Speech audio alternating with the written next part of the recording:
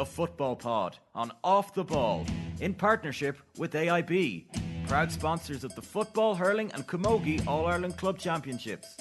Hashtag the toughest. Well, last Monday on the Football Pod, we started in Augusta, in Georgia. You couldn't go anywhere else. On Thursday night, in the Europa League, Rio Ferdinand said, "What other sport in the world can make you feel like this?" And then on Saturday night, down in Super Valley Porky Queef, we had the shades of 2020 once more. James O'Donoghue, you must have been sweating. And then the hurling takes over on Sunday. A couple of great GA games this weekend. Lads, where would we be without the sport? Where would we be without the GA? You didn't even mention Clovis. Monaghan, Donegal. Every GA match, bar maybe Galway or Roscommon, is providing serious entertainment. What a weekend. We knew the month the hurling championship would be top of the pops, but the Kerry Cork game on Saturday night was not what we expected, but Jesus Christ, what a football that was. And the same with Clovis on Sunday. Lads, I am all for, I said it from day one, the 2 pointers. I know Mickey Hart hates them, but these 2 pointers are keeping the games alive. It's a phenomenal weekend.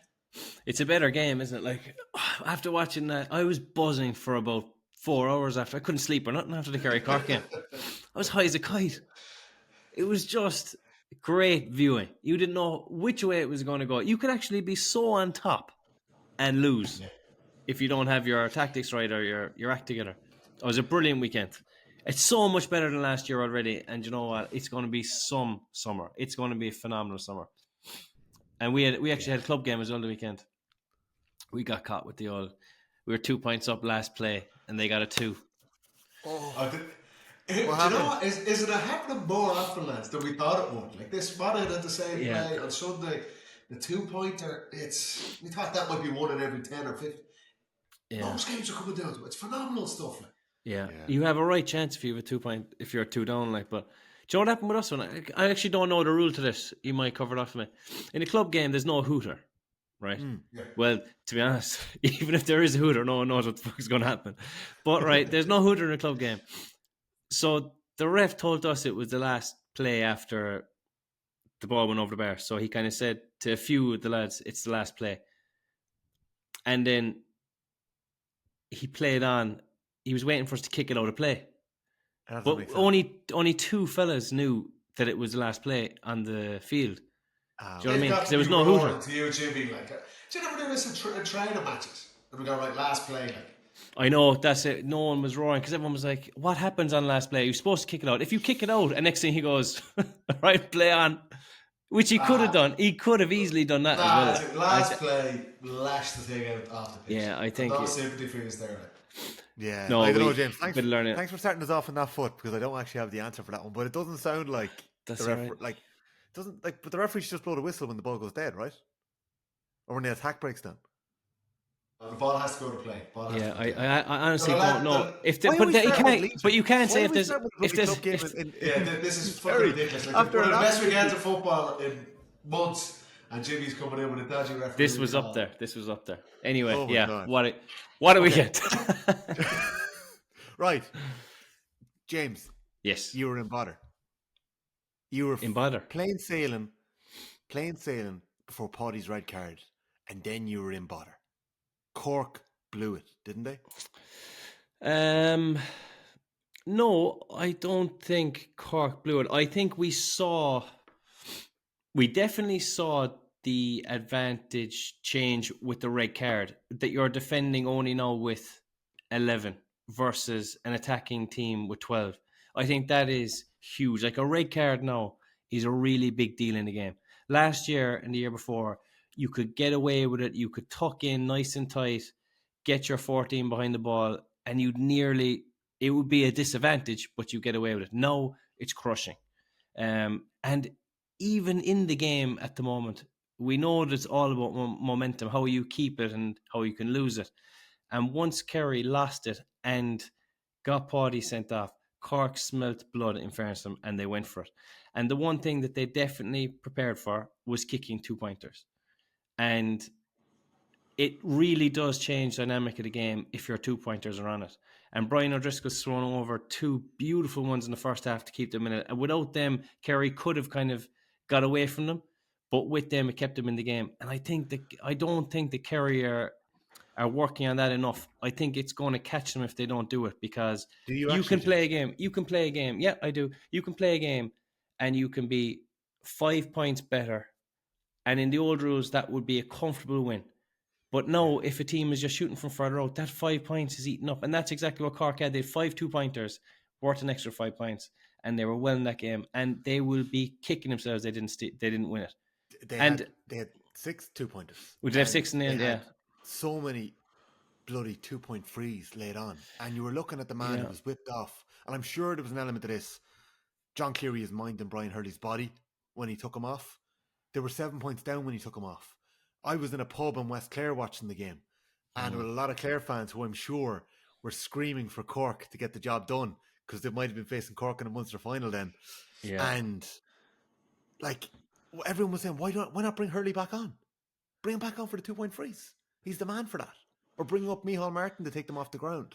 They were unlucky, but they had a couple of chances later on to even steal that, you know. It wasn't even just the 2-pointers. I think extra time Cork will be kicking themselves.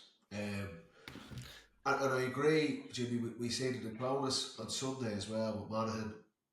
Teams, the beauty of these rules and the 2-pointers, and I know they got stick off Mickey Hart last week after they awfully were on the receiving end from Meath, and their leaders went out and they were beaten.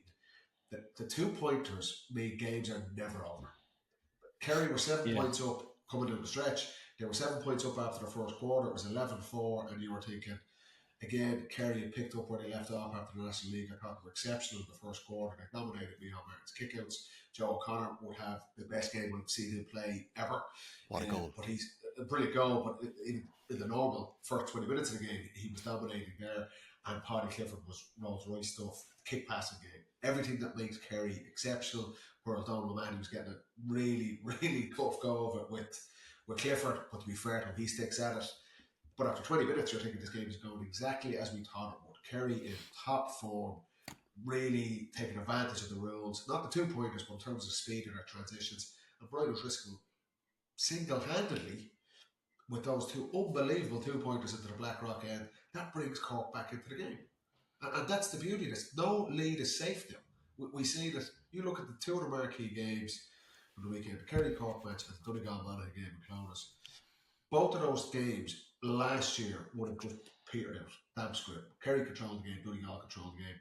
Monaghan come out after half time. We get 3 2-pointers as well.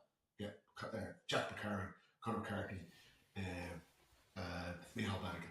So they worked their shooters, and the same. That's what Cork did really well. Owen McSweeney, O'Driscoll, Carl O'Mahony gets one. His 2 big misses at the end as well. But the 2-pointers are so prevalent in the game now that it keeps teams in it if they work it right. And I agree with you, but I don't think Kerry they haven't needed it. They feel like we get on top of the around the middle and we just kick past inside. And they've been absolutely dominating in that aspect of the game. But you're right, they have to bring in some sort of 2-point scores because the momentum swings are incredible. But I think from Kerry's perspective, lessons learned from the weekend. I don't know, Jim, you might know more about it, but I thought Shane Ryan was a loss when he went off. Cork, we said beforehand, have a really, really strong midfield. Conor McCallum and even O'Connor. To be fair, O'Connor gets man of the match, but those guys were really giving Kerry their fill of it as well. And I thought Shane Murphy's kickouts, he makes a brilliant save from Chris O'Jones, but his kickouts just seemed to be a little bit more floaty and it was allowing Cork to get back into the game. I thought they missed Shane Ryan and probably underrated with his kickouts and retaining possession. The big thing for me, Paddy Clifford is so pivotal to that team. Just in terms of controlling the game, not only his kick passes and providing balls inside to Geedy and Clifford, obviously, just controlling the game and just composure, because it became chaotic. The sentence off, I agree. Now, on the sentence off, lads, I don't think either of them were red carded. No. But sure, the linesman called both of them. Called both, and I was like, why? Right. Why does the ref need to go to the linesman? I think it's almost a cop-out by the referee to say, like it was right next to him. It's not like it was off the ball. They were both on the ball. It's like, make the decision yourself. You don't have to go to the linesman who's under pressure from the whole stand to give the decision. They weren't red card. I know, Tommy, you're saying by the letter of the law, it might have been. Like, they're never red card in a championship match. They were. They seriously altered the result, both those decisions. They're two Like- different ones, right? Two different ones, right? And I think there's an element to the Cork one evening it up. But in the rule book, Yeah, but you can't do that either. You can't even again. But you're using that as an. You're saying, do you know what? It was a red card because he was evening it up. What? That's absolute rubbish. That is. I just go on mute. I'll go on mute. Good luck. Tommy, do you think either one of them were red cards? Your own thoughts. We're talking here about the new rules that were brought in. There will be zero tolerance to head-high challenges. Now, Sean Brady's was not a red card. Head high. I'm saying Sean Brady's was not a red card. You misquoted me, James, when I said No, referee you said said even it is a red card up. because Paddy he was right Clifford, to even I it can up. understand. No, I didn't say he was right I to even don't it think up. I Paddy said that. Clifford was a red card. I'll leave it. You take over. So you think Paddy's was? You think Paddy Clifford was a red card? Tommy. I never said Paddy Clifford was a red card, but I can understand why it was given. I can understand how in the moment when your man ducks as Clifford is coming through, Clifford gets him around the Matty neck. Taylor is nearly falling into it. There's no, the way I look at it, if I'm Paddy Clifford, I'm the player there, you are raging you've been sitting down for that. It's not like he's gone in, and the same with Sean Brady. You see Paddy's reaction, you see the clip online that afterwards he was literally relieved.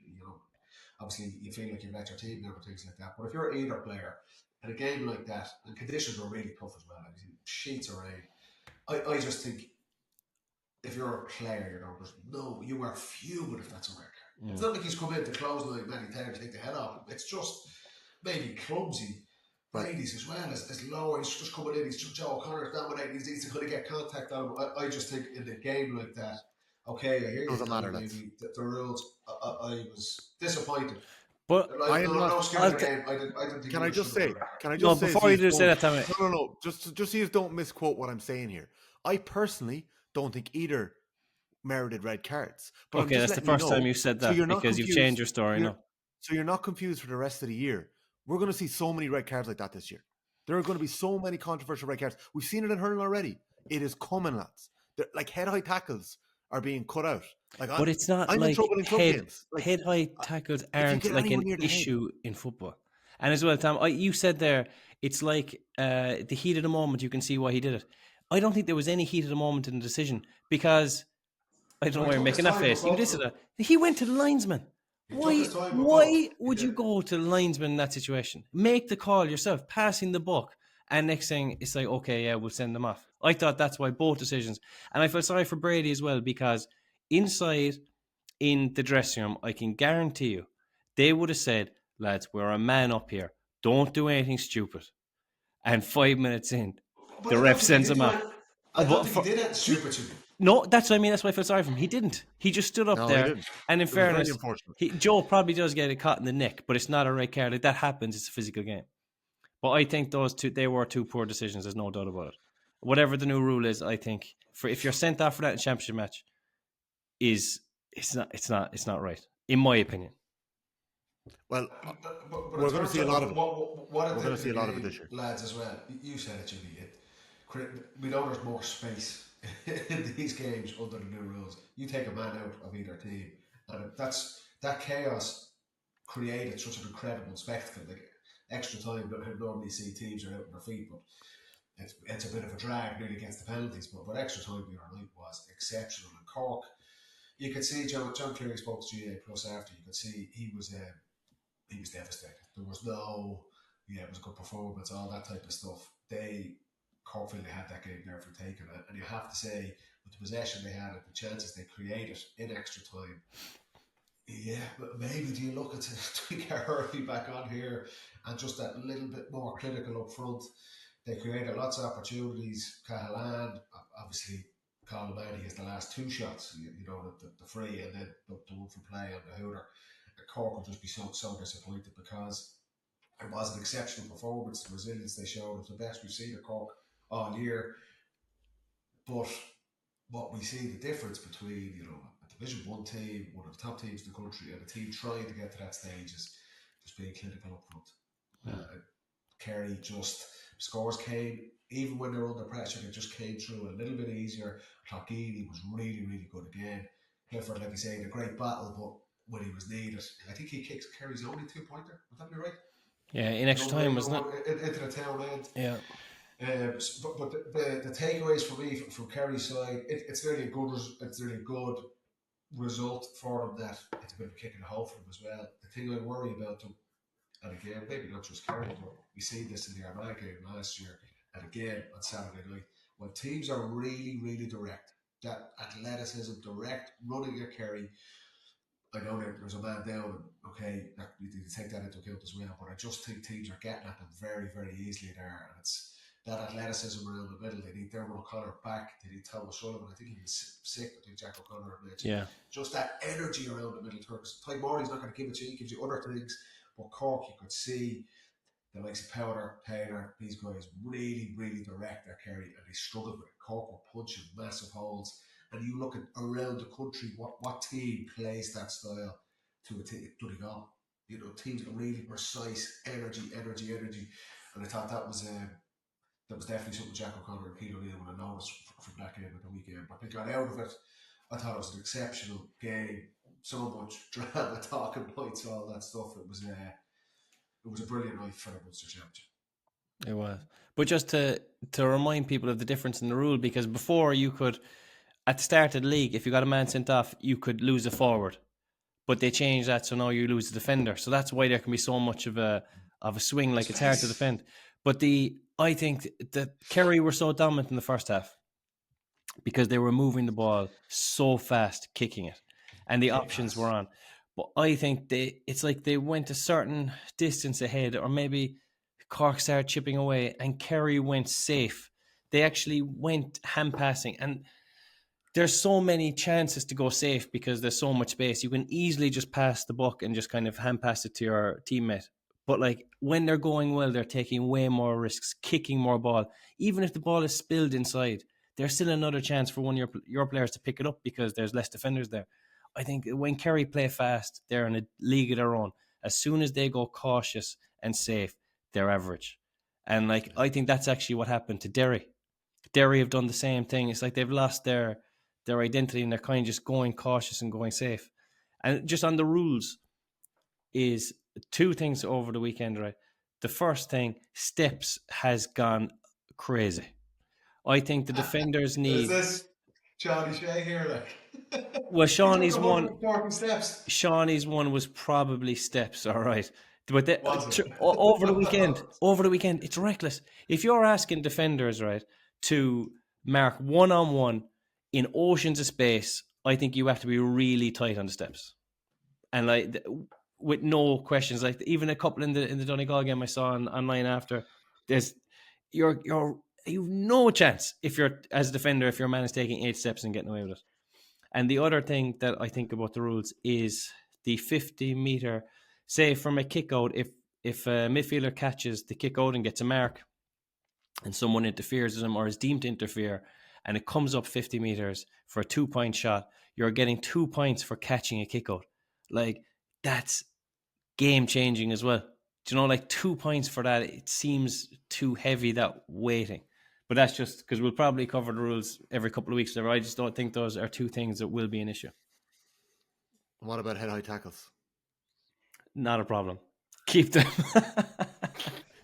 I guess I was just making the point that we are going to see a lot of that this year. It's going to be messy. We're going to see a lot of red cards for tackles that we're going to be discussing afterwards. It's going to have to be ironed out. Same way you're saying that the kick-out mark has to be ironed out. The steps is one that needs to be nailed as well. 100% needs to be nailed. And I think if we're looking, we're looking for the attacking play to be increased and, more space for forwards. As you said, James, defenders are absolutely snookered if steps aren't being addressed properly because you can just breeze by a fella. I want to come back to the 2-point conversation we're having, but I don't want to just stick with Kerry and Cork for today. Donegal and Monaghan was an interesting game. Paddy, really at spells in this game, it felt like Donegal had pulled away from Monaghan.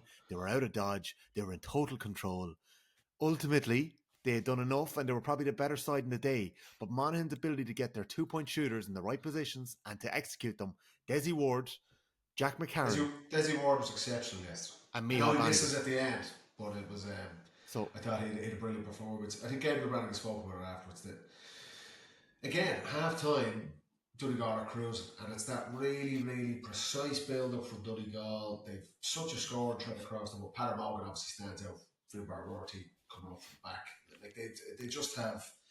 It used to be maybe just Ryan McHugh coming up the pitch, but they've so much pace and threat all over the pitch. I keep saying it, and I hope to see Donegal bring in a kicking game too, but it looks like maybe they won't do that. Maybe we won't see that at all, and they're happy with they're going to mind the ball and they're going to probe, and they've got such athleticism and pace. And like I said, Donegal's approach could really hurt a team like Kerry, but I thought the performance yesterday was first half really, really good. Monaghan were just really passive. It was like they were surprising. I thought Monaghan, we spoke about it last week, big crowd in Clones, nothing to lose really. They were going to come out of the box like a house on fire, but they were just really slow getting into the game. But starting the second half, they obviously have a bit of a rollicking at half time.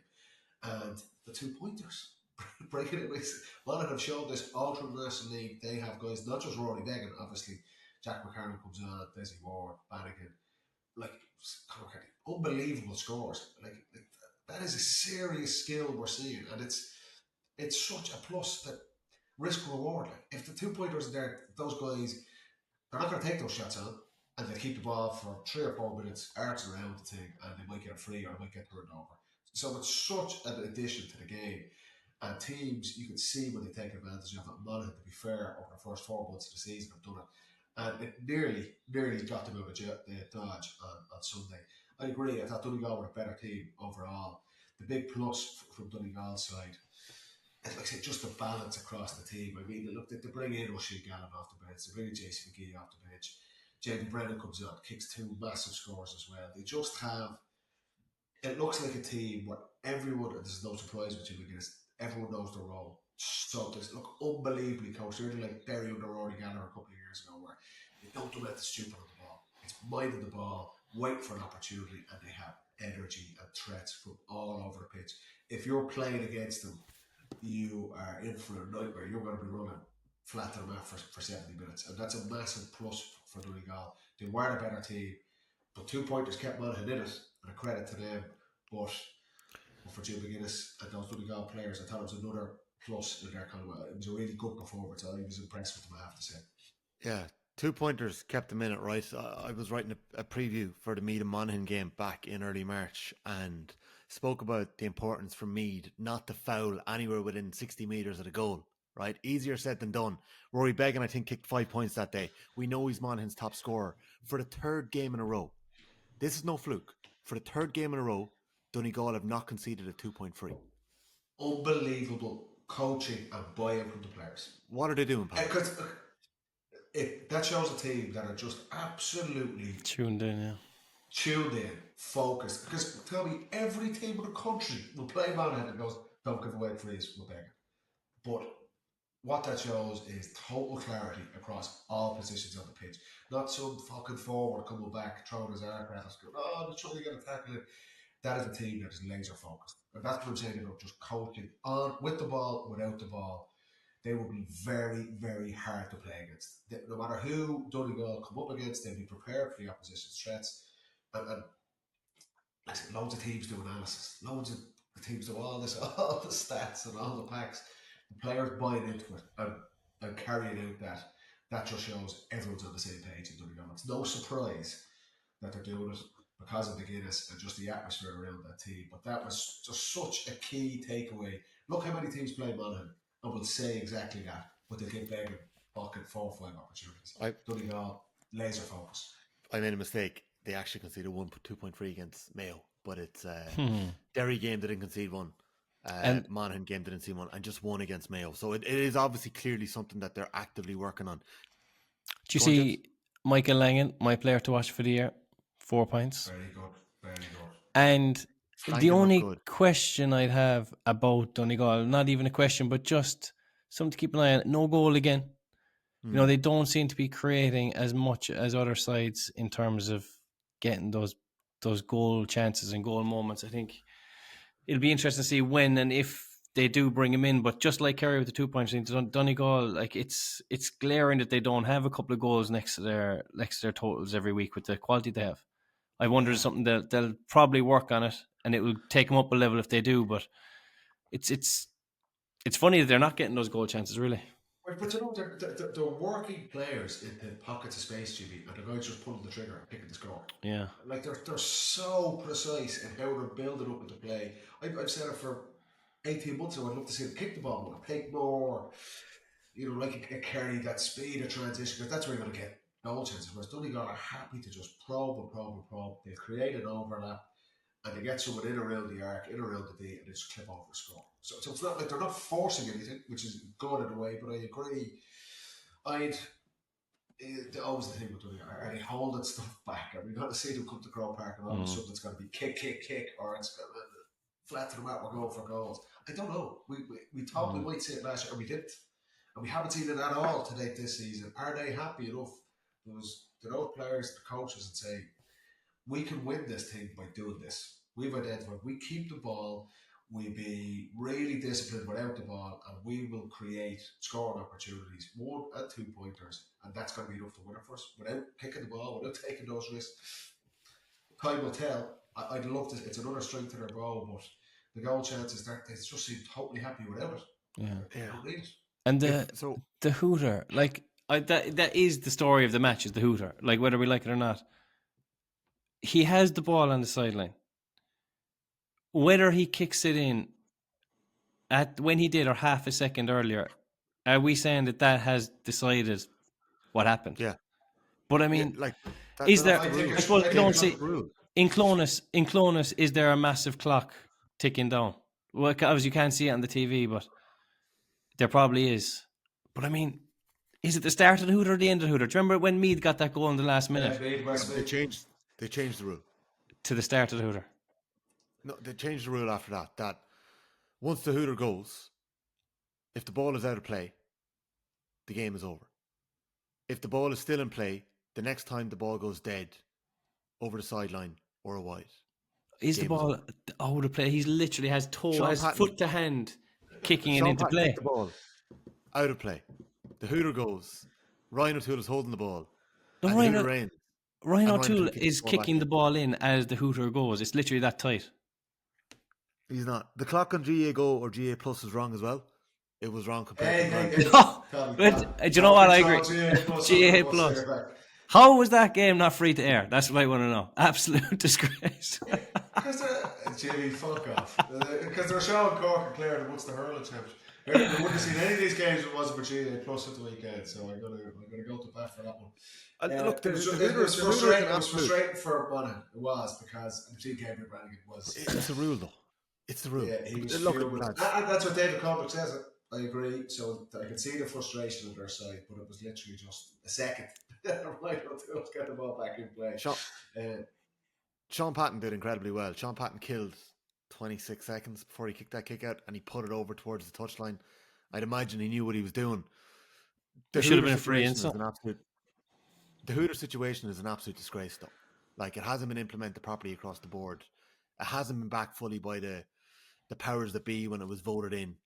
And it's the second time in about a decade that's happened. This Hooter was brought in about 10 years ago. And because of money and a few other logistical reasons, it hasn't got the full backing that it's deserved. I felt very sorry for some of the Wicklow and Longford players that were playing a couple of weeks ago and they had no Hooter. Like, it's just an absolute mess. And I think it's actually been a shame the way it's been managed. Anyways, Monaghan were very unlucky at the weekend in that regard. But efficiency is what killed them. Much the same as Cork. We saw Donegal and we saw Kerry's efficiency come through at the weekend. You mentioned Galway on Sunday. You mentioned the lack of 2-pointers for Kerry. You mentioned the lack of goals for Donegal. Perhaps with Galway, without Shane Walsh, Damien Comer, are we starting to see that they're flexing their muscles and all the strengths that they have across the field? Cian Darcy plucking 6 balls out of the sky. Rob Finnerty and Matthew Thompson and Matthew Tierney pulling the strings in attack. They're not reliant on just the 1 or 2 fellas anymore, as Portjoy said afterwards. That was clinical and impressive. If we saw 3 of our contenders this weekend, I think Galway have laid down the gauntlet so far. I think that every manager wants that to be the narrative around their team. Like, I knew Joyce was going to say that. He wants nobody to think that they're reliant on Walsh or Comer. He wants it to be, there's 15 of us, we're all at the same level. Every manager wants to say that. It's still not the case. That said, I thought all Galway's big players on Saturday. Was Saturday or Sunday? Sunday. Sunday. 4. I thought they were outstanding. Conroy, as you said, Darcy, Killian McDade was awesome. I thought he looked so quick and strong and skillful. Powerful. Finnerty, Galway are powerful. they're powerful. Finnerty was so jinky. It's like everything he did that was going to be a dummy. He gave away one or two, just being a bit kind of. It was almost coming so easy for him. Sean Kelly driving forward from the back. I thought that everyone was just on it. They look in a really good place. And then you question where Roscommon are coming from. I thought the only one that showed up for them really was Ben O'Carroll, who I thought had a great battle with Johnny McGrath. That was a great battle. He still did well. Ben O'Carroll still, every ball that came into him, I thought he did his job and was solid, even when the tide was going against him. But Galway just have that depth. Every player is just getting better, and they still have that sprinkling of unbelievable quality to add into their starting team, which is a worry for the other teams. You've got to have them in the top 2 in the country. They looked really, really solid now at the weekend. Yeah, they brought in Sean Mulcairns. He did a man-marking job on Enda Smith. Matthew Thompson looks a baller. He really does. Really, really talented fella in there. And John Maher, lads. John Maher screamed in agony in the New York game. We all thought he was in trouble. He's in a brace after it. Brilliant player, John Maher. Wrapped up. Like, lads, just what an operator. He's involved in bloody everything. He's such a team player.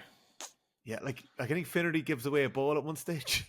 He kind of kicks a pass. He's kind of he studs it. Next thing, Maher turns it over again on Keith Doyle, and then Finnerty spreads the play, and McDade gets a point on the far side. So, yeah, I just think Galway laid down the gauntlet the weekend. Just to linger on what you're saying about Donegal's lack of goals, right? And maybe Kerry's lack of 2-pointers. We know that Kerry have kicked 20 goals this year between league and championship, more than anyone. Coming into the weekend, Brian O'Driscoll had 8 2-pointers. He added another 2 at the weekend. Kerry have only kicked 1 in the last 4 games or so. Gavin White has spoken in the last couple of weeks, speaking at the Munster launch in Mucker's house. And he said, my own brief experience in the 2 games I played, the 2-pointers are mainly on maybe a slower play. We try to play as fast as we can in Kerry, and that's obviously something we're going to have to look at going into the summer. Paul Ganey was speaking about it a few weeks before that, and he was talking about the fact that maybe in the Tyrone game, they put too much of an emphasis on getting 2-pointers early in that second half when the wind had changed. And I don't know whether it rattled them a bit that they realised maybe we don't need to go chasing this. And he was also speaking separately about the fact that a goal should have remained at 4 points with the 2-point in play. So I put the two of them to you, right? Are Kerry actively avoiding 2-pointers? And should the goal have remained at 4 points? I think Kerry. Remember the stage last year, Jimmy, as well. What happened when Kerry had scored goals and then they get 2 against Meath. I have no qualms that Kerry have 2-point shooters. We've seen Sean Shea come back in. We spoke about where's he going to play? Is he going to play out? You have to imagine Paddy Clifford has to play at 11. So Kerry play Sean Shea out when they keep him inside with Paul Ganey and David Clifford. But they have the capacity to kick 2-pointers. They haven't needed to because they've been moving the ball so effectively, so quickly. So I think they will add that to their bow because they're going to lead it when they go up against different challenges. I wouldn't be worried about that. The Donegal team on their side, can they start working goals? Yeah, I think they're probably going to need to do something. But again, they might need it this weekend when they play down. But as the championship goes on, but the 4-point goal thing that was universally panned when it came in. Everyone said get rid of it. But you see the rationale behind it. You know, and look, it's not going to come in now, but I don't know. I don't think it will have that big of an impact. The problem with the 4-point goal is that it completely belittles a point. You'd be like, why are we bothering scoring a 1-pointer? At the moment, a 1-pointer is still a huge score. You make 4 points a goal, I think it's done for the ones. And like there where you get your more skillful ones, from the sides and a nice worked point. I don't know. I just don't think a 4-point. I don't personally agree with it. With the 2-pointers then and teams using them, I agree with your point that the faster you move the ball, if you're inside line of your strongest players, the chances are that the attack isn't going to be that slow and come back out for a 2-pointer. But I think that maybe Kerry have said, I don't know, is it a bit of like, we don't need the 2-pointers? Is it a bit of kind of, not arrogance, but like, lads, you need them. I mean, the 2-pointer is a double attack. And we see teams can pull away easier and can claw back deficits easier. 2-pointers are a massive part of this year's championship. Even if it's individual, it doesn't have to be part of a big team tactic or whatever. Individually, make it your business to have 1 or 2 shots at the post for a 2-pointer to increase your tally. I think it's going to be a major factor. Like if we say in that Cork Kerry game, right, it was wet, it was cold, it was dreary, and Brian O'Driscoll was firing him over with plenty to spare. When we get into Croke Park, we're going to have those Rian O'Neill scores where you can chip it over from 45. Like they're going to be on, and they're going to be a lot easier to kick. So I think teams have to be on them. Yeah. Well, you have to take a look at the weekend, right? Kerry were absolutely red hot inside, so they're just kicking the ball inside. They're different. So that's the way they're playing. Cork and Monaghan as well, their inside lines were struggling, weren't getting a lot of joy. So they had to take on 2-pointers. It just so happens that probably suits their players out the pitch. The thing that stood out most on Galway, I thought, was an exceptional performance from Galway. Unbelievable clinical performance. They were the one team who had the best of both worlds. You know, let's play Tierney inside with Finnerty. This is without arguably, their two marquee forwards. But they were dangerous inside. They were working those guys in, and then look the score they got before half. We're talking about a team in sync with Donegal not giving away 2-point frees to Beggar. Look at Galway's last score before half time. Hooter goes, let's keep the ball. They keep it for 2 minutes until the Hooter goes. Then we're going to work Paul Conroy on the top of the arc, 2-point score. It was like Paul Joyce could not have fucking wrote a textbook on that any better than what they did. That's a team that is just totally in sync, and they have the threat of, okay, we want to kick it inside and transition really, really fast. We'll have Finnerty, Comer, Matty Tierney in there. We need 2-pointers. Let's work it around the arc. Let's get the likes. We can bring Tierney out, bring Conroy in. We want to run the ball. Let's give it to fucking Killian McDade and just truck it straight up the middle. Johnny Barr. Like, they have so many different threats. We talk about balance in the team. Donegal have. Galway have that as well. I just thought, watching that game, if you're one of the contenders looking at it, Galway can hurt you in so many different ways. We said it beforehand in the build-up to this game, what Conor last season, and Conor Gleeson on Galway side, they are fucking powerful. Like Keane Darcy comes in, it's like Darrell O'Shea going around the place. And Davy Burke said it afterwards. He was like, the Rossies just had no answer for that. Like, we'll try and put someone on Mar. We'll try and put someone on Conroy. We'll try and put someone on McDade. Fucking Keane Darcy comes in, player of the year stuff. Like, it's the balance they have across their team, and that's without Cook. That's obviously without Comer could come out around the middle third as well. I just think they have so many weapons. Whilst not so with the kickouts, Tommy, but I agree in terms of just an additional scoring threat. Finnerty's come on leaps and bounds. You can see just the guy's total confidence is all-star. He's more confident in himself. I thought performance-wise, you're right, we said we'd see 3 of the main contenders this weekend. All of them at times were really good. A couple of things to work on, but I thought Galway's overall performance from all over the pitch, I thought it was an outstanding performance. Do you know who I have great time for Killian McDade. Do you know, at the start when you're watching, but he's so powerful, fit, massive engine, strong, tall.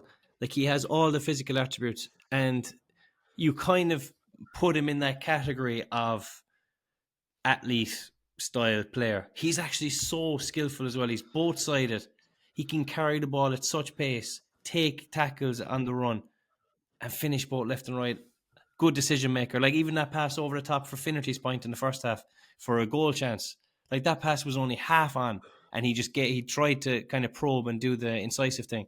I think he's a really, really smart and skillful player, not just the athlete. Top player. If you look across what Galway remind me of, and I know that they've been knocking at the door, they've lost 2 of the last 3 finals. They look like they're men, like they're mature, they're experienced. You know, Sean Kelly, they won't do anything stupid. You know, and I just think they tick so many boxes. Physically they're big, but mentally you can just see they've learned lessons from the last couple of seasons, the heartbreak they've had. Sean Kelly looks to be back to his best. Jeez, your heart melted any time the fella goes onto the ground. And he always gets stuck in something. He went down, I thought his leg was hanging off. He was fucked, he was going again, but he's so important for them, at least, to have they get a big test in Castlebar in 2 weeks' time. I know Mayo are really, really poor in I- Kerry Shannon on Saturday. But it's Mayo Galway and it's in Castlebar, so Mayo will give them another cup game as well. But Galway, you just think the place there with Walsh, Comer gets a quarter yesterday. They've got to be happy where they are. There must be some buzz about Galway at the minute. They're just in flying form. And obviously that rematch, that grudge rematch with Mayo in the Connacht final, might be an interesting place to be that weekend, bank holiday weekend. We do have a roadshow, lads, that we'll be announcing later this week. So more details to follow on that. The Football Pod is brought to you every week with thanks to AIB, proud sponsors of the Senior Football Championship. Check out #the toughest for more. We've spoken about the contenders. After the break, I want to come back to a couple of the underdogs and some of the other stars that stood out over a brilliant weekend of football. We're back after this.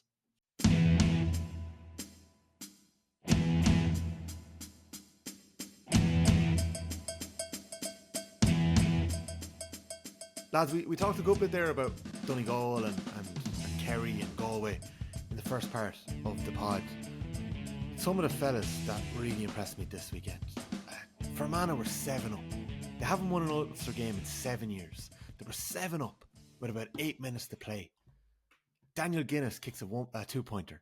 And then he now maybe steps at play as well here. But he burrows through the heart of the Fermanagh defence and buries a goal from about 25 yards into the bottom corner. Unbelievable. I think Down converted 2 of their 8 goal chances in the game and set themselves up for an Ulster semi-final against Donegal. But that was just, Guinness was off the charts. Murdoch was superb. We mentioned Keane Darcy in the air earlier on, but Oran Murdoch was superb in around half-forward midfield as well. Mark McInerney scored 2-5 for Clare. They got the job done against Tipperary in their Munster semi-final. The weather was absolutely horrendous on Saturday in and around Clare, and Cusack Park held up incredibly well. There was a Munster football semi-final, a Munster Camogie semi-final in the couple of hours before Clare and Cork played in the round 1, an absolute thriller in the hurling. But McInerney starred for Clare, Peter Keane's side, getting the job done. Stephen O'Brien scored an early 2-pointer and then he hit the post above the bar with a penalty. That would have given Tipperary a dream start, but it just missed it. We mentioned Cork earlier on. Desi Ward, as you mentioned earlier, was absolutely brilliant. But my footballer of the weekend, lads, was Barry McNulty. Leitrim's Barry McNulty. And we haven't mentioned Leitrim yet.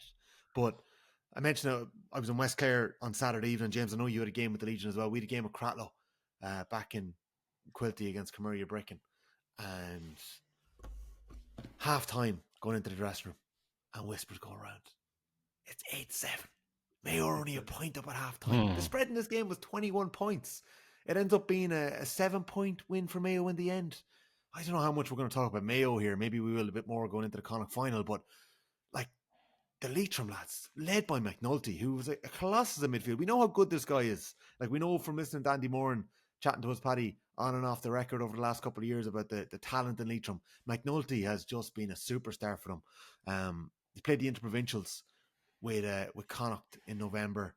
Started Sigerson level, a couple of other really talented young lads in Leitrim as well. But what a performance. Some of the points he kicked. The point he kicked in the first half, it was a 1-pointer. When he got a kind of a shitty little ball down the sideline, he had to beat his man to it in horrendous conditions in Park Sean McDermott. He spins him, he runs it along the end line, outside the left boot, a 1-pointer. To me, that was just early in the second half. To me, that was their score. He kicks a 2-pointer with the outside the left a little later. He was just unbelievable. Yeah, it was quality, to be fair. And it was a game. Leitrim obviously had a tough season and everyone had written them off that Mayo were going to cruise through this game. Conditions were really tough. But to be fair, Leitrim were set up really well. They frustrated Mayo, frustrated Aidan O'Shea in particular. Aidan O'Shea had absolutely loaded at the previous round against Sligo. He was the target man. Might have done who was playing off. Jack Carney was playing off him. And Leitrim, to be fair, the homework was done. They totally nullified that threat. And inviting Mayo to try and come on to them, and Mayo had no energy in that first half. It was just so flat. And Kevin McStay spoke afterwards. We weren't interested in the performance, just about winning the game. But I think if you're a Mayo supporter, and I know maybe inside the Mayo camp they would be very disappointed at how flat they were. And is it a case, no matter all the will in the world, to try and block out the noise, and it's going to be an easy game, we're going to win by X, Y, and Z? That first half performance really looked like that did seep into the Mayo team. But it was massive credit to Leitrim, led by McNulty, had that bit of quality, and they frustrated the life out of Mayo. And to be fair, outside Ryan O'Donoghue had an exceptional game for Mayo. We said that the pressure he is under to deliver for Mayo, if they're going to get to where they want to get to, he has to shoot the lights out. It won't be enough for Mayo, but to be fair, on Saturday night, while all around him was not performing at the level Mayo would expect, he was the guy who got them out of trouble. He constantly showed direct play. He even has a couple of misses himself, but he's the difference between the two teams. And for Leitrim, the challenge now is, we know it's been an absolute shit show for them through the National League, being relegated from Division 3. Saturday showed, get their bodies on the pitch. They had lots of new guys, younger guys getting their first go of Connacht Championship stuff. They've got to try and keep that squad together. As hard as this may be, guys want to go travelling in the summer and all that type of stuff, to have a go at the Talta Cup and try and build on what was a really, really good performance by Leitrim on Saturday night. And genuinely, 50 minutes into that game, they're in the mix to fucking win. And nobody would have had them at that level. And that's a testament to the work they did, frustration that they caused Mayo, the Mayo attack, but just had his back, and that little bit of quality led by McNulty, Tomer up front as well. Bad for Mayo, but positive for Leitrim. Leitrim had a couple of chances when it was still tight, and they kind of wasted a couple of attacks. Like it was almost always going to happen because they exerted so much energy to be in the game. Like they played absolutely outstanding, above and beyond every expectation of them. And I think that feel-good factor now can take them on, even past this year. Like they need to get whatever players they were missing, need to get them back. They need to get that dressing room back to a strong base to kick them on. But that result can kickstart something for them. And when it comes to Mayo, then like Ryan O'Donoghue's base level is like an 8 out of 10. He's constantly delivering for them all the time. He's just at a level above everyone, usually on the field, but definitely on his own side, where he's just constantly keeping them in the game and playing solidly, no matter the form of the team. I think like it's a great sign of a player, a great sign of his leadership that he constantly delivers. He's always up in the 6, 7, 8, 9 point mark, and I just think he's a brilliant player, and without him, they'd be really, really, really stuck up front. If you look forward to 2 weeks' time, it's going now against your always tight. It's going to be Castlebar. It's going to be a massive crowd there. But we said it for the last 2 months with Mayo. Where are they going to get their range of scores from? And if you think Jerry McGrath's probably going to pick up Ryan O'Donoghue, well, Kerr absolutely takes Dennis Smith out of the game for the Rossies yesterday. Is he the man to tag in O'Shea inside? Yeah. And then Galway have the other 13 lads that they have, the other 12 outfield players who we just spoke about. Like Galway, part of the challenge and keep your feet on the ground. We'll go to Castlebar, going through with a 4th Connacht Championship in a row. But if you look at this on paper between both teams, it's going streets ahead of what we've seen from Mayo today. And the only thing within Mayo's camp and what Kevin McStay's got to hammer home, it's going to be a big crowd. We're at home. We're playing one of our biggest rivals. Mayo need an absolute fucking rocket. Like he made big changes. He took out Manny Rowan. These guys, really established players, because they clearly was not happy, and rightly so, with what he was seeing on Saturday. And it's shown us that away for the next 2 weeks. Can they pull out a big performance? But you just look at it, the matchups, what Galway have, how Galway can nullify the key threats that Mayo have, and I'm struggling to see anything other.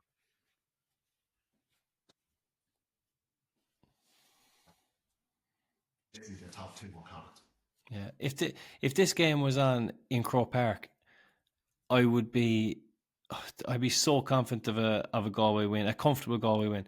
The fact it's on in the Connacht Championship in Castlebar is a huge leveler, and like Mayo will be right up for it. The crowd will be baying for it. The players will be up for it. They know that their season is kind of on the line. They can kickstart something. They'll be meeting all week, getting up for it. Like they still have a great chance in that game, even though I do think that Galway are on a different level currently. But if to be worse, what Mayo will get, like their supporters, all that stuff, McStay's good. If you're in that Galway camp, the way I'd be flavoured with Park, the ice is going, What a fucking opportunity this is to absolutely blow this team out of the water. They I got know. really put us like we did it to the Rossies. It was men against boys yesterday in Salt Hill, and Joyce and those Galway players go, we're going up for the All Ireland. This is a step on the way, and we could go to Castlebar and put on a clinic and take it Mayo. That's the way I'd be fighting for Galway. Ruthless, fucking go after them. Yeah, which they could, and they can really show like. Do you know the reward is huge because the reward is top seed, and top seed in the group is a monumental advantage in that group. If you're second or third, if you're a third seed, you're in trouble because there's going to be two massive teams there. Obviously, none of these sides can be a third seed, but like a second seed, even you're guaranteed to be getting a provincial winner in there, which is it's going to be a really hard game. If you get a bad third team, you're making your season a lot tougher and a lot longer. The benefit of getting top seed and getting through top of your group, it means you can plan your season. It means you can train accordingly. You have your proper breaks in between the games. It's a huge advantage. So I think like the reward for this game is not just the kind of title; it's actually the seeding of the group. The way that the third seeds are looking, James, it's going to be one of Tyrone or Armagh. It's Monaghan, Roscommon, and Derry are the third seeds. Yeah. The fourth seeds right now are Cavan and Cork. You'd expect possibly you might see Meath there if they fail to get the job done against Down as the fourth seeds there, and then or it'd be Loud. No, it couldn't be Loud. Loud can only be a first or second seed in a Leinster final. So. Same with Kildare. Kildare can only be a first or second seed. They'll be in the Tailteann Cup. Whoever loses that Loud Kildare game. So fourth seeds will likely be Meath, Cavan, Cork, and Down. Going off form. So but you look at what Cork did at the weekend. We seen it last year. Some teams are going to have absolute fucking horror group pick. It's got to be 4 teams, and that's I agree. The Connacht Championship, or Munster Championship, the Leinster Championship, Ulster Championship, they all mean it's great. Nice to get a cup, nice to get a medal, but you're looking at the All Ireland series. Yeah, that's the added bonus of winning your provincial championship. Just make your path a little bit easier, and that's also looming over that common final on so many. A bit of talk that the Ulster final is going to be moved to Croke Park. Would that be a positive or a negative, James? Negative. Is this legitimate though, to you? Because this has been mentioned the last couple of weeks. Is this genuinely going to go ahead? That's the reporting this morning. John Fogarty in the Irish Examiner. The Ulster Senior Football Championship final is aligned to take place in Croke Park on Saturday, May 11th, if Armagh and Donegal qualify for the decider. Examiner understands that should the counties win their respective semi-finals against Tyrone and Down this weekend, their showdown is likely to be staged in GAHQ with an early evening throw-in. I wonder, is that to make up for the quote-unquote lost revenue the Ulster Council got for Corrigan Park? I wonder, was that a sweetener in the deal there? But why? What if Tyrone get to the final? They're not part of this deal, is it? But like, how many were at Tyrone and Cavan at the weekend? Look at the attendances for the Mayo, Leitrim, and Connacht, or the Galway Roscommon game. I think there was 15,000 there combined. There might have been 15 in Clonus. Clonus holds about 28,000, 29,000. I think it was pretty much a sellout last year for Donegal and Armagh. So, how much would they get in Croke Park for Donegal and Armagh?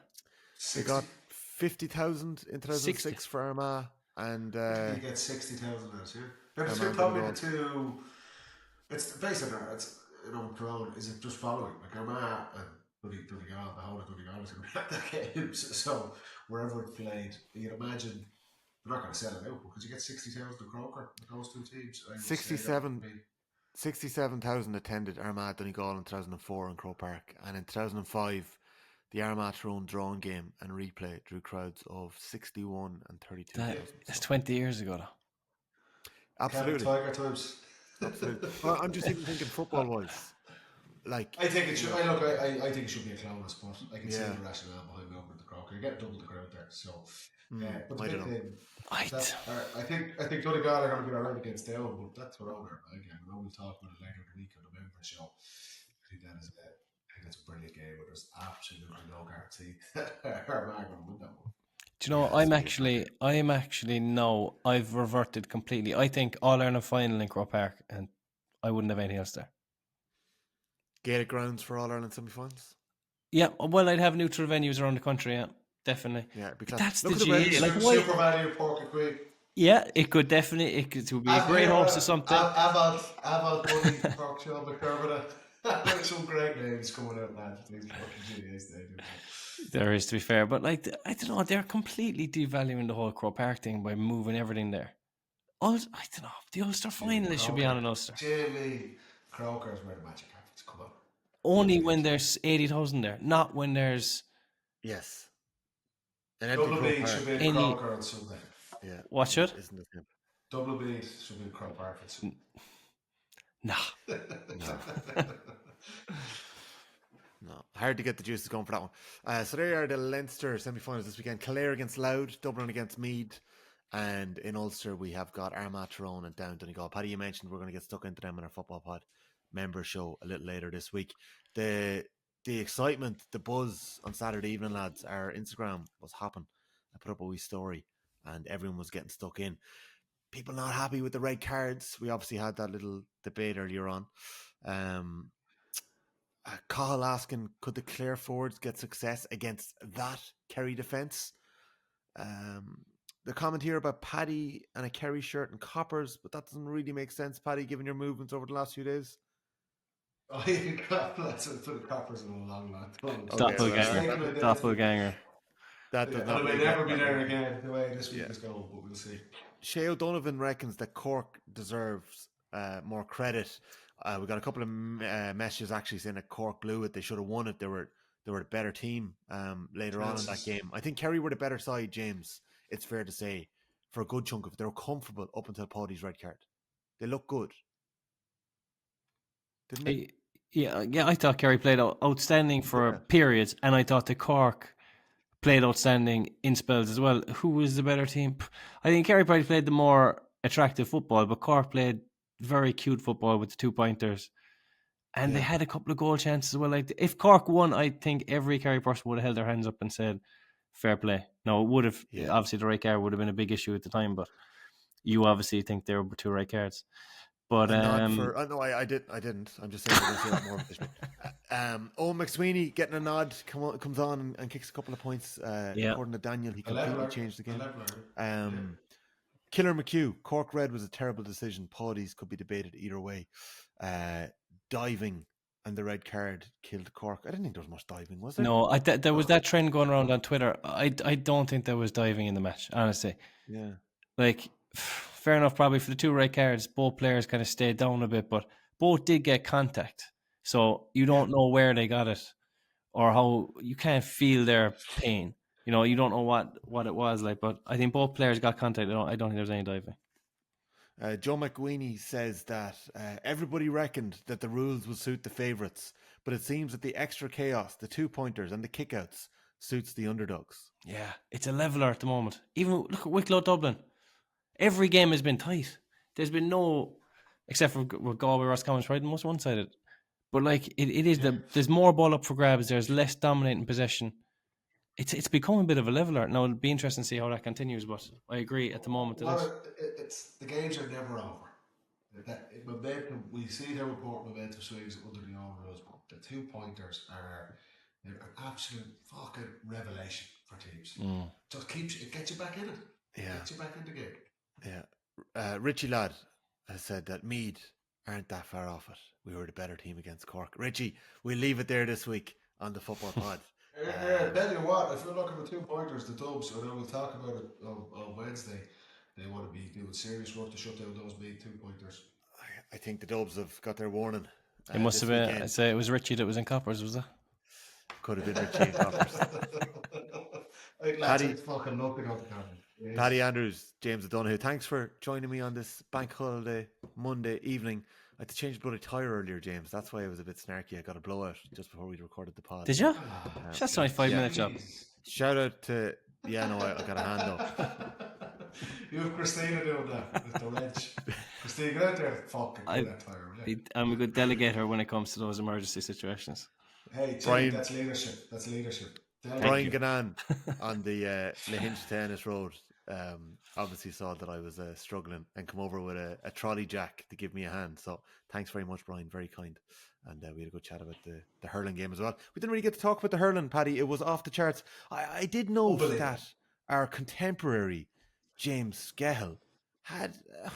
I'm not really sure. I'm kind of on board for this. A little dig after the game, saying that essentially that hurling is, greater than football. He I tweeted don't it. think we need to go there, do we? Well, I think they went on the pod. Apparently, Skehill was on a stag, so maybe that's where the tweet came from. But Someone got his phone. This is the old Johnny Lescott, like. It wasn't me. Johnny Lescott, that was a classic. Well, That was a cracker. pocket, like. Get the fuck. No, Skehill, own it. No, I can football's confirm. back, baby. I can confirm it wasn't a Lescott because Kevin Martin responded, Kerry versus Cork on Saturday, better than any hurling game I've ever seen. And Skehill responded moments later, so you've seen a total of 0 games of hurling. Oh, 1 game of hurling, and that was Galway Kilkenny yesterday. So, yeah. I don't know. I don't know. They must be worried. Positive notes. The Totally 2 months of different hurling championship games yesterday were, as you expect, exceptional. What a weekend for Gaelic games. Football is back.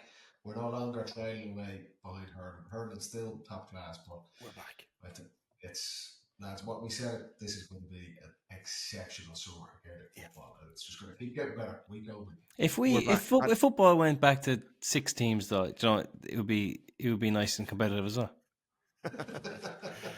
Football is back. Paddy Andrews, best of luck this week. James O'Donoghue, the Monday Minute is back too.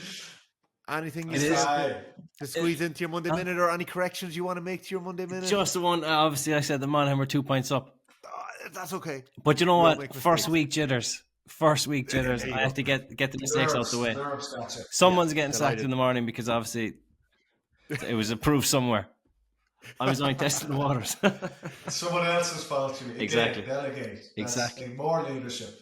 It's always someone else's fault. I hope you all had a lovely bank holiday weekend. Keep an eye out for news about a Football Pod Roadshow. It's coming to you very soon. Paddy, James, catch you during the week. Thanks, boys. Cheers, boys. Well done, friends.